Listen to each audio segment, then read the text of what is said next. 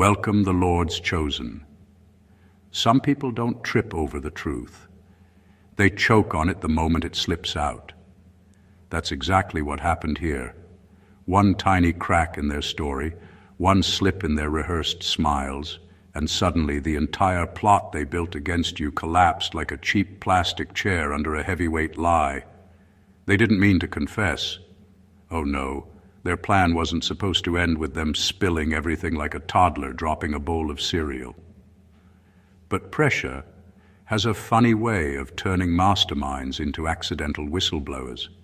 Here's a fact. According to behavioral psychology, people involved in hidden wrongdoing unconsciously start revealing pieces of the truth long before they're caught. Their posture changes, their tone shifts, their memory becomes inconsistent, and eventually the weight of their own secrecy forces a leak. That's exactly what happened in your story. They weren't noble, they weren't remorseful, they simply ran out of emotional storage space. Humans are terrible vaults, and what makes this even more interesting is why they cracked. It wasn't guilt, it wasn't fear, it wasn't morality suddenly waking up from a deep sleep. They cracked because the truth they tried to bury kept growing sharp edges, and those edges began cutting them from the inside. They cracked because the version of you they plotted against no longer exists, and reality exposed them faster than their lies could protect them. They cracked because pretending became harder than confessing. And let's be honest, watching the whole plot unfold was unintentionally hilarious. They tried to act calm, but their nervous laugh gave Wi-Fi struggling to reconnect. They tried to hide the truth, but their eyes were practically screaming subtitles. They thought they were holding a poker face, but the universe clearly rated it 1 star. So now we're here. The moment the mask slipped, the truth tumbled out, and the entire conspiracy unraveled in front of them, like a cheap mystery novel, with pages missing. This isn't just a story of betrayal. It's a full revelation of what people do when their own games turn on them. This is what happens when the plot against you backfires so violently that even the plotters can't keep it together. Let's break it open. Number 1, their plot didn't fail because you were protected. It failed because they never understood you in the first place. People often think that when someone tries to bring you down and it doesn't work, it's because you had some mystical shield around you. But the truth is usually far simpler and far more uncomfortable for them. Their plan failed because they never truly knew who they were dealing with. They built their entire strategy on a version of you that existed only in their heads, a version that was weaker, slower, clueless, and easier to manipulate. That version was convenient for their ego, but completely disconnected from reality. They underestimated your resilience because they never bothered to understand how you grew. They misread your calm as ignorance, your patience as weakness, and your silence as lack of awareness. They didn't realize that you had already outgrown many of the vulnerabilities they were aiming at. Their whole plot was designed for the old you they remembered, not the evolved you that now walked with a sharper sense of self and a clearer understanding of people. Their misunderstanding ran deeper than assumptions. They didn't know your values, your priorities, or how your mind works. They expected you to react predictably, but you didn't. They expected you to fall apart, but you didn't. And they expected you to need them more than you actually did. Their plot was basically a house built on sand, destined to sink because it had no foundation in who you actually are. The funniest part is that they thought they were 5 steps ahead. Meanwhile, they didn't even realize they were preparing for the wrong game. They were so fixated on what they thought you lacked that they completely overlooked what you had gained. That gap, the space between who they thought you were and who you truly are, is where their entire plan collapsed. In the end, their plot didn't fall apart because you dodged it. It fell apart because they never had the accuracy, insight, or emotional intelligence to build a plan that could survive contact with the real you. They didn't lose to your defenses. They lost to their own blindness. Number two, the moment they cracked wasn't weakness. It was truth collapsing under its own weight. When people finally spill everything, it's easy to label it as breaking or giving up, but that misses what's really happening. What actually collapses in that moment isn't their strength. It's the impossible burden of carrying a truth they can't afford to admit. Lies can be maintained for a while, especially when they're light and simple. But when a lie grows into a full plot, when it starts touching too many people, too many details, too many emotional corners, it stops being a lie and starts being a collapsing building. And buildings don't fall because the people inside are weak. They fall because physics always wins. Every secret has a cost. Every hidden intention demands energy to keep it pressed down, polished and disguised. You can only pretend for so long before the strain shows through in a twitch, a hesitation, a tone shift, a sudden rush of defensiveness.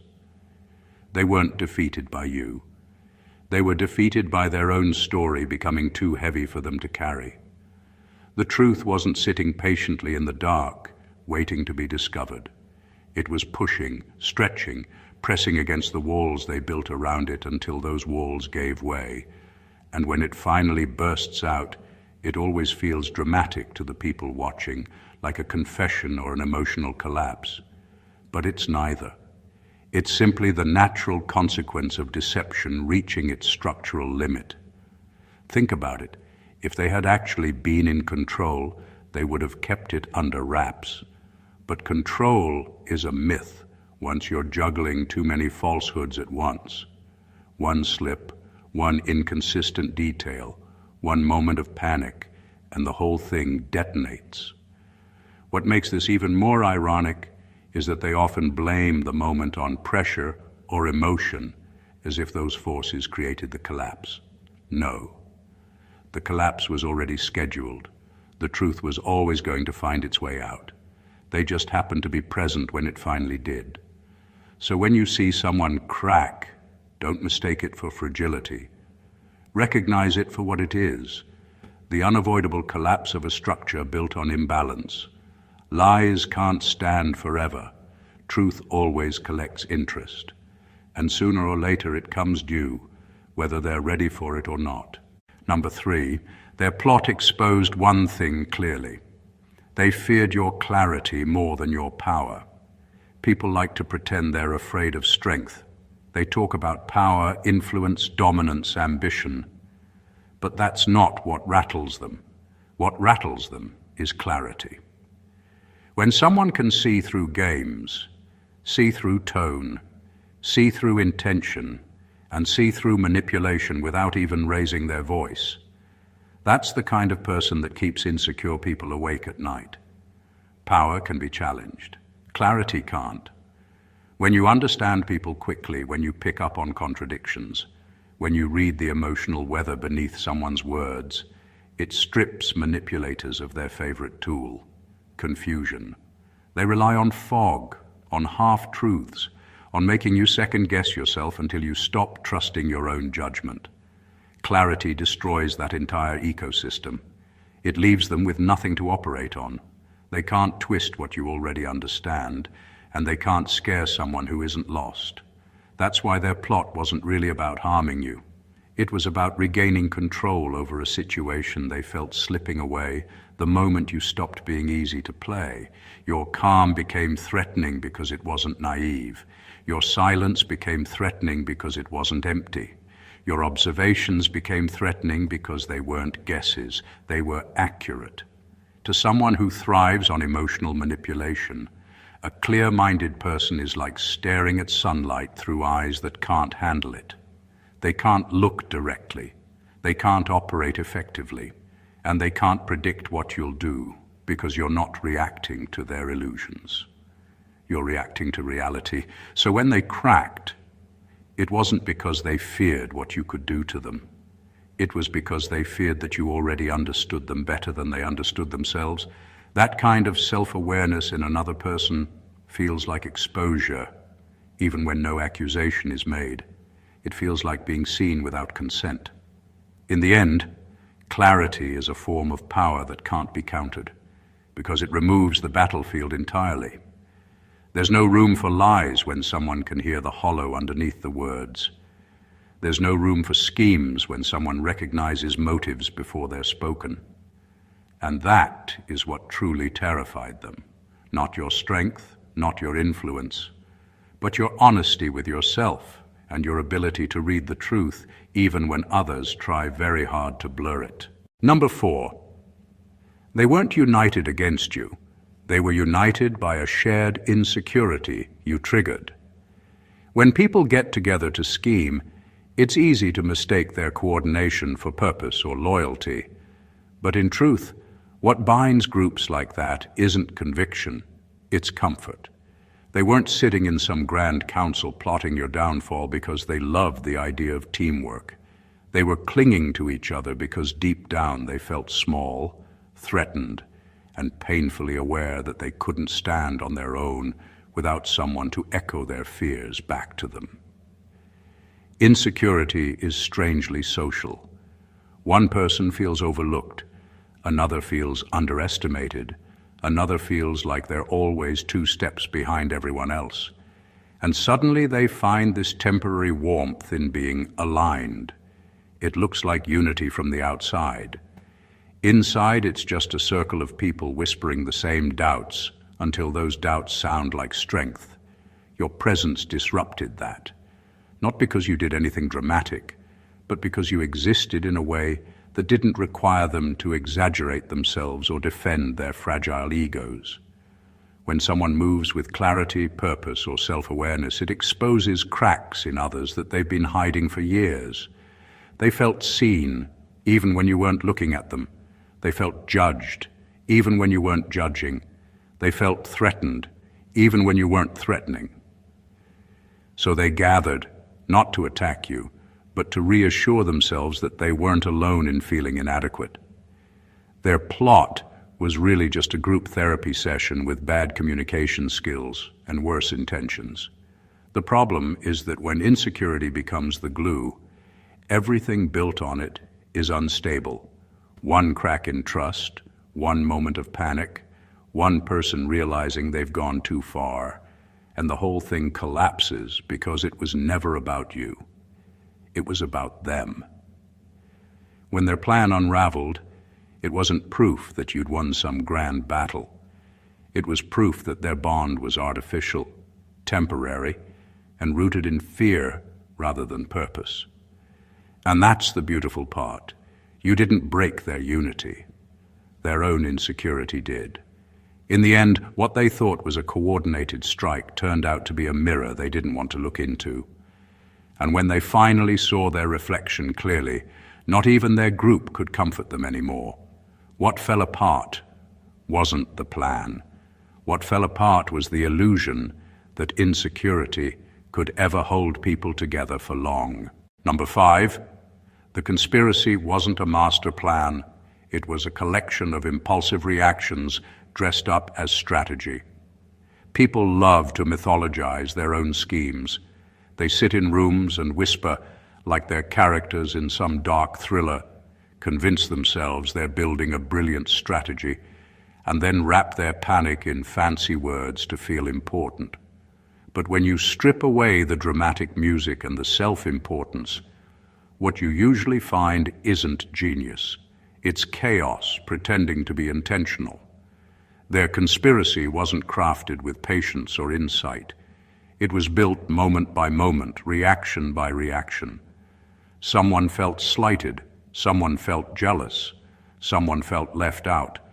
And instead of processing those emotions like adults, they pointed those feelings outward and called it a plan. When people act from bruised pride, what they produce is always jittery, inconsistent, and fragile. It looks impressive only to those already blinded by their own insecurity. That's why it failed so quickly. Real strategy is rooted in understanding people, understanding consequences, understanding timing. What they had was none of that. They didn't study you. They didn't study themselves. They didn't even study the situation. They just reacted, then justified, then reacted again, when their own reactions created new problems they hadn't anticipated. It's like building a staircase by guessing where the next step should be. Eventually you walk off into thin air. The funniest part is watching how they tried to hold it together when it started falling apart. They layered excuses on top of contradictions until even they couldn't remember which story they were telling. They confused urgency with purpose and noise with progress. A plan that can't survive basic scrutiny isn't a plan. It's a tantrum wearing a suit. When the truth started peeling through their narrative, it wasn't because you exposed it. It was because their own structure couldn't handle daylight. Fraudulent strategy always collapses under the simplest questioning. Real strategy adapts. Fake strategy breaks. In the end, their grand conspiracy revealed something very ordinary. People who act without clarity will always mistake their impulses for intelligence. And when those impulses finally meet reality, they evaporate. Not because reality is cruel, but because reality always demands honesty, coherence, and calm, qualities they never bothered to develop in the first place. Number 6, their confession showed that guilt eventually becomes louder than loyalty. There's a strange moment that happens in people when they're carrying something they can't stomach anymore. It doesn't come as a dramatic emotional breakdown or a sudden moral awakening like movies love to pretend. It comes as a quiet, persistent pressure that grows until it starts shouting through their actions. You can hear it in their hesitation, see it in their avoidance, feel it in how they can't meet eyes anymore. Guilt has a way of turning up the volume until even the most stubborn person can't pretend they can't hear it. Loyalty, when it's real, is calm. It's steady, grounded, and it holds even when it's inconvenient. But loyalty built on convenience, fear, or group pressure is flimsy. It bends at the first sign of discomfort. And when those two forces collide, guilt and fake loyalty, guilt always wins because it comes from inside, not from social expectation. When they confessed, it wasn't bravery. It wasn't honesty suddenly knocking on their door. It was the natural consequence of carrying a weight they never trained themselves to handle. The human mind can rationalize almost anything until it can't anymore, until the moral dissonance gets so loud that it overwhelms all the excuses they've been stacking like cheap containers in a closet ready to collapse. What's even more fascinating is how people misread that moment. They think confession is about clearing the air or making amends. Most of the time, it's about relieving internal pressure, about finally stopping the internal arguments that have been burning through their thoughts for days or weeks. They weren't telling you because they suddenly respected you. They were telling you because they couldn't respect themselves while still holding it. And once it's out, once the truth leaves their mouth, you can almost watch their shoulders drop, like someone finally lifted something off their chest. That relief is the giveaway. Loyal people don't need relief from honesty. Dishonest people do. So their confession revealed more than their intentions. It revealed the hierarchy inside them. Guilt sits above loyalty, because loyalty was never genuine to begin with. When the foundation is hollow, it can't support much. And when the internal pressure builds high enough, it will always break through, no matter how well they thought they were playing the game. In the end, their confession didn't expose you. It exposed them. Number 7, they didn't crack because of pressure. They cracked because they realized you never needed them. There's a kind of panic that hits people when they discover their role in someone's life isn't as essential as they convinced themselves it was. It's not anger, it's not jealousy, it's something more primal, a fear of being irrelevant. When you go through life self-reliant, steady, and capable, you're giving off a message without speaking, I can stand on my own. And for people who secretly rely on being leaned on or being needed or being the center of someone's emotional orbit, that's a threat they can't articulate but feel instantly. When they realized you didn't need them, it wasn't pressure that broke them. Pressure is external. This was internal. This was ego collapsing under the weight of reality. They had built a story about themselves that depended on you needing them. They thought their value came from being required, not from being worthwhile. When that illusion shattered, they didn't know how to function without it. That's why their behavior became inconsistent. That's why they started overcompensating, pushing, manipulating, reacting too strongly to harmless things. Because they were fighting a losing battle to stay relevant in a space you'd already outgrown. They weren't reacting to what you did. They were reacting to what you no longer needed. People who are truly valuable don't panic when they're not needed every second. They know their value is intrinsic. But people who measure their worth by dependency, they unravel when independence shows up. They feel like the ground is disappearing beneath them, even when nothing is actually changing except your own growth. In that moment of realization, they weren't thinking clearly. They weren't strategizing. They weren't even being malicious anymore. They were grieving a version of themselves they had been polishing for years, a role they played for attention, for comfort, for identity. And when they lost that role, even for a moment, the cracks became impossible to hide. So when they finally broke open and spilled everything, it wasn't because you pushed them. It wasn't because the situation became too intense. It was because they saw, maybe for the first time, that you didn't need them to survive, to progress, or to be whole. And that kind of realization can't be handled with lies. It can't be smoothed over. It can't be negotiated. It can only break. Number 8. The entire plot revealed who was watching your life like a spectator sport. There's a cold kind of awareness that hits when you realize some people aren't invested in your growth, your happiness, or your success. They're invested in the drama they can extract from it. They sit on the sidelines, popcorn in hand, waiting for a stumble, a misstep, a moment they can replay in their own head to feel superior or validated. They don't want you to fail because they're evil. They want you to fail because it makes their own life feel less stagnant. When the plot came apart, it revealed something far more unsettling than betrayal. It revealed an audience. Not friends, not allies, not even critics with purpose. Just watchers. People who treat your life like a series they can comment on without ever participating in. And that kind of voyeurism says more about them than anything they could ever do to you. It's strange how some people equate someone else's downfall with their own progress. They mistake watching for understanding and criticism for contribution. They feel brilliant judging from the stands while never stepping onto the field, where real effort, real risk, and real failure actually happen. When they started plotting, they thought they were taking control of the story. What they actually did was expose the fact that they've been reading your life like it's entertainment long before they decided to interfere.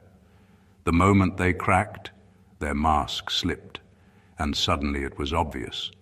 They never saw you as a person with agency, complexity, and growth.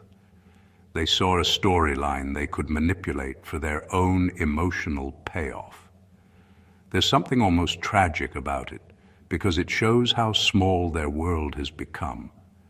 When your own life isn't compelling enough to hold your attention, you start hunting for meaning in other people's mistakes. When your own progress feels slow, you try to accelerate it by dragging someone else down in your imagination. But here's the twist.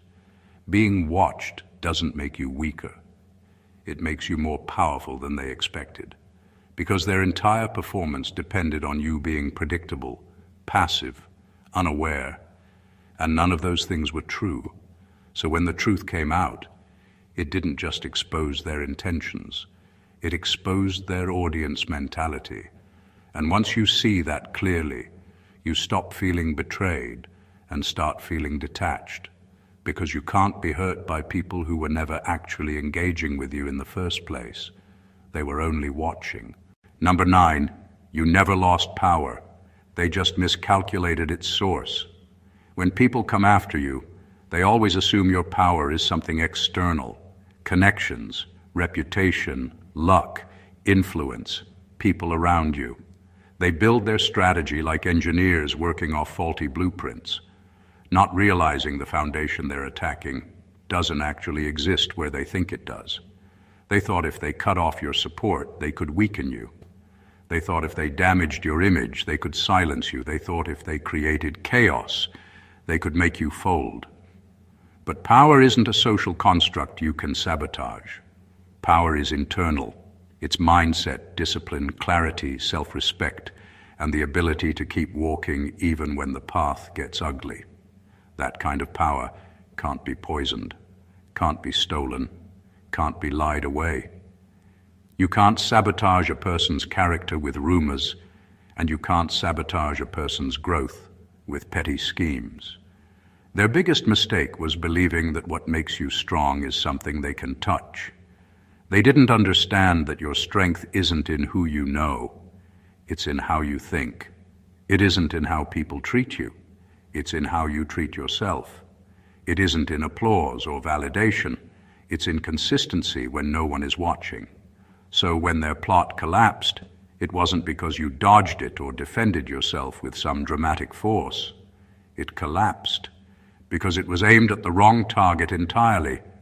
They fired arrows into air and wondered why nothing happened. They built traps in places you stopped walking long ago. They attacked a shadow and called it victory when it dissolved. The funniest part is how shocked they were when they realized the damage they thought they dealt barely left a scratch. They expected cracks and saw none. They expected hesitation and saw confidence. They expected disruption and saw calm, because they never understood the engine powering you, and you can't break what you can't even identify. In the end, losing power was never on the table. What was on the table was their own misunderstanding, their own arrogance, and their own inability to look deeper than surface-level influence. So when they failed, it wasn't proof of your invincibility. It was proof of something even more important. They don't get to define where your power comes from. You do. Number 10, their plot showed you exactly who was benefiting from your humility. Humility is one of those traits people celebrate in theory but exploit in practice. When you're kind, patient, soft-spoken, and unwilling to make a scene, some people treat that not as a virtue but as an open invitation. They slide into the space your generosity leaves, take advantage of the silence you hold, and build comfort on the idea that you won't call them out, even when they're stepping over boundaries you never set loudly enough. When their plot came to light, it exposed something deeper than betrayal. It peeled back the curtain on who had been thriving on the version of you that refused to confront, refused to retaliate, refused to turn small offenses into big arguments. Your humility wasn't just a personality trait, it was a resource, and they were mining it without guilt, without effort, without even realizing how dependent they'd become on a kindness they never intended to repay. It's always shocking the first time you see it clearly. The people who talk loud about integrity but collapse when they can't lean on someone else's restraint. The ones who take your calm as permission, your forgiveness as a pattern, your understanding as a guarantee that you'll keep absorbing their mistakes without complaint. Their plot didn't just show their intentions, it revealed their dependency.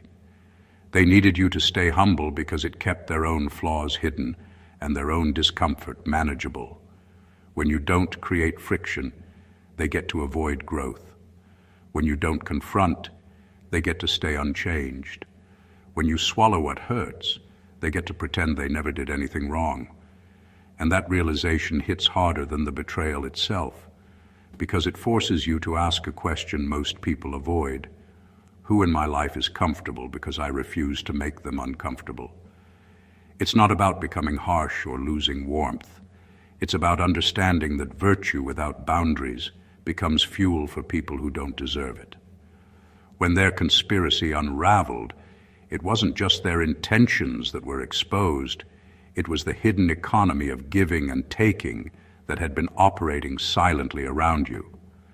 And once you see that system, once you finally identify who was profiting off your humility, you can't unsee it. That's the real power in truth. It turns kindness back into choice instead of obligation. Number 11, they studied your weaknesses but ignored your evolution. When people plan against you, they usually dig through the past because it's easy. The past leaves fingerprints, the past leaves patterns. The past can be analyzed like old data on a broken hard drive. They look at who you were months ago, years ago, sometimes even decades ago, and think they've cracked the code. But what they forget, what they can't seem to grasp, is that people evolve, quietly, steadily, without fanfare, without updates or notifications, without anyone else noticing until it's too late. They studied your old doubts, your old mistakes, your old softness, and built their entire strategy on that outdated blueprint. But growth isn't flashy. It doesn't come with fireworks or announcements. It comes with subtle shifts, harder boundaries, sharper instincts, deeper self-respect, quieter confidence.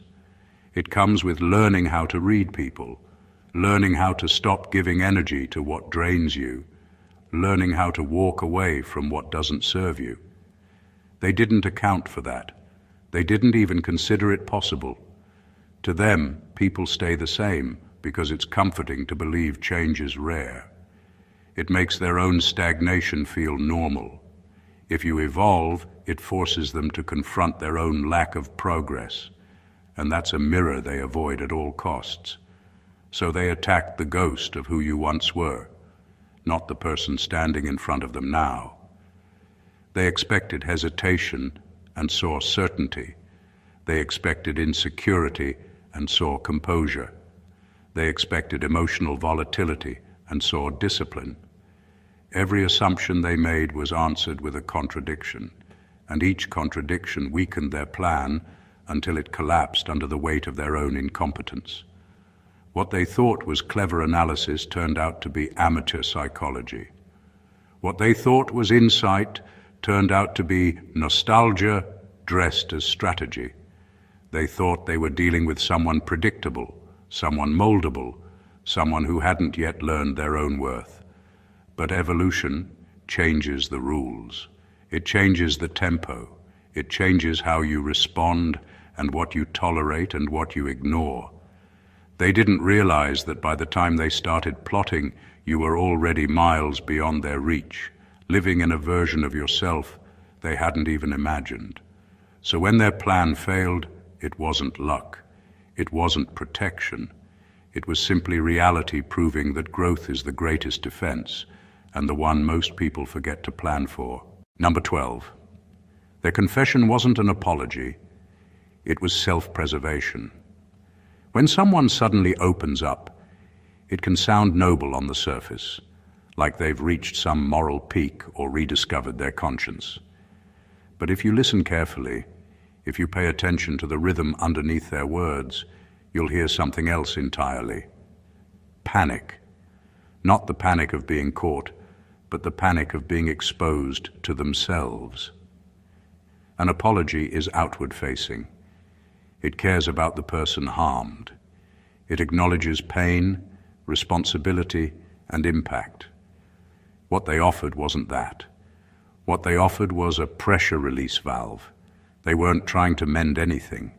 They were trying to stop the internal damage they'd been causing themselves for weeks or months. Carrying a lie is like walking around with a stone in your shoe. At first it's small. You adjust. You ignore it. You convince yourself it's fine. But the longer it sits there, the deeper it digs in. And eventually every step hurts. At a certain point, confession stops being moral and starts being mechanical. It's no longer about right or wrong. It's about survival. When they spoke, Their focus wasn't on you, it was on them. Their tone wasn't repentant, it was relieved. Their words weren't designed to heal. They were designed to detach themselves from the weight they could no longer hold. It's the difference between someone saying, "I'm sorry you're hurt," and someone saying, "I can't carry this anymore." The irony is that people who confess for self-preservation often think they're doing something virtuous, when in reality they're just stepping out of their own discomfort and calling it bravery. They mistake the removal of their own suffering for an act of kindness. And the moment you see that distinction, the entire scene rewrites itself. What looked like remorse becomes a mirror reflecting their limits, their fear, their lack of emotional endurance. Because genuine apology asks, "How can I make this right?" Self-preserving confession asks, "How can I stop feeling this?" So when their truth spilled out, it wasn't redemption and it wasn't reconciliation. It was their own survival instinct kicking in, the same instinct that makes people finally breathe after holding their breath too long. In the end, their confession revealed less about their character and more about their threshold. And once you understand that, you stop being moved by the performance and start seeing the mechanism underneath. Number 13, their plot unintentionally proved your value. There's a strange truth people don't like admitting. No one wastes time plotting against someone who doesn't matter. When you're irrelevant, you're invisible. When you're harmless, you're forgettable.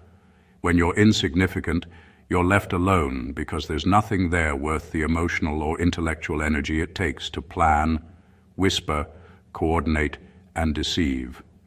So when their plot came into the open, it didn't just expose their intentions, it highlighted something they never meant to admit. You have weight, you have influence, you have presence, not the loud kind, not the flashy kind, the kind that shifts rooms, changes conversations, affects outcomes, without needing to shout or perform. People feel threatened by value even when they can't articulate what that value is. Sometimes it's competence, sometimes it's consistency, sometimes it's integrity. Sometimes it's simply the fact that you don't crumble under pressure the way they do. Value isn't always measured in applause. Often it's measured in the discomfort it causes in those who can't match it. Their energy alone is proof. Conspiracy requires motivation, emotional investment, and a belief, conscious or not, that removing or weakening you would create a benefit for them. That belief is a backhanded compliment, even if it came wrapped in jealousy or insecurity. What makes it even more powerful is that you didn't earn their reaction by chasing attention or demanding recognition. You earned it by being yourself in a way that's unmistakable. People like that stand out not because they want to, but because they can't help it. When they finally cracked and revealed everything, they thought they were exposing a weakness. Instead, they held up a mirror showing their own obsession with your presence.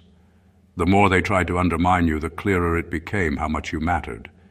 It's like someone building a magnifying glass to burn a hole in something, only to realize they've just revealed how brightly it reflects light. So take it for what it is, unintended validation. Proof that your character, your growth, your clarity, and your impact resonate deeper than you may even realize. In a world full of people chasing relevance, sometimes the greatest confirmation comes from those who can't stop reacting to you. And that, whether they meant it or not, speaks louder than any praise ever could. Number 14. When they finally cracked, they revealed something more important than betrayal. They revealed the limits of their world. Betrayal is painful, yes, but it's simple. It has a beginning and an end. What cuts deeper is what betrayal exposes about the person who commits it. When they finally cracked and spilled everything, it wasn't just their intentions that were on display. It was the size of their imagination, the depth of their courage, and the ceiling they've accepted for themselves without ever questioning it. People who operate in small worlds can't comprehend abundance. They can't imagine two people succeeding without one being pushed down. They can't imagine growth without competition. They can't imagine joy without jealousy. So they convince themselves that the only way to rise is to pull someone else down, and the only way to feel secure is to make another person feel unstable. When they broke, they revealed that worldview openly. They revealed a mind trapped in scarcity, a heart conditioned to distrust progress, and a logic loop that says, if they get better, I must get worse. That's not malice. That's limitation. It's almost tragic how predictable it becomes. When you can't imagine a bigger life, you start fighting ghosts in other people's stories. When you can't imagine self-improvement, you become obsessed with controlling someone else's trajectory. When you can't imagine being enough on your own, you try to rewrite everyone else until they fit your insecurity. So when they confessed, it wasn't the climax of some dramatic scheme. It was the moment their internal walls became visible, the moment you saw exactly how far they can go and how quickly they stop when they reach the edge. And here's the real twist. Once you see those limits clearly, the betrayal stops feeling like a wound and starts feeling like information. You understand why they acted the way they did. You understand that it wasn't about you at all. It was about the prison they've built around themselves. Their world is a small room with no windows. Yours isn't. When they cracked, they didn't expose your vulnerability. They exposed their own confinement. And in that revelation, you gain something more powerful than anger or hurt. You gain clarity. Because once you see the limits of someone's world, you stop expecting them to ever meet you anywhere beyond it. And you can finally walk forward without carrying their ceiling on your back. When all is said and done, what this whole collapse reveals is not just that someone plotted against you, but that their own fears, misunderstandings, limitations, and insecurities did more damage to them than any plan ever could to you. Their plot failed not because you were lucky, but because they were blind.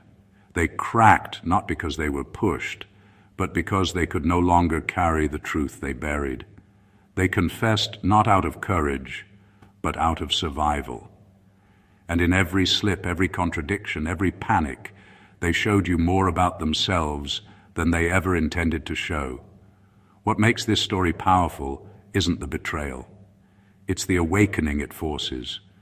You see who misread you, who depended on your kindness, who watched you like entertainment, who feared your clarity, who underestimated your growth, and who can't imagine a life bigger than their own narrow vision. And when you see all of that clearly, you stop feeling threatened. You stop feeling confused. You stop feeling guilty or responsible for their choices.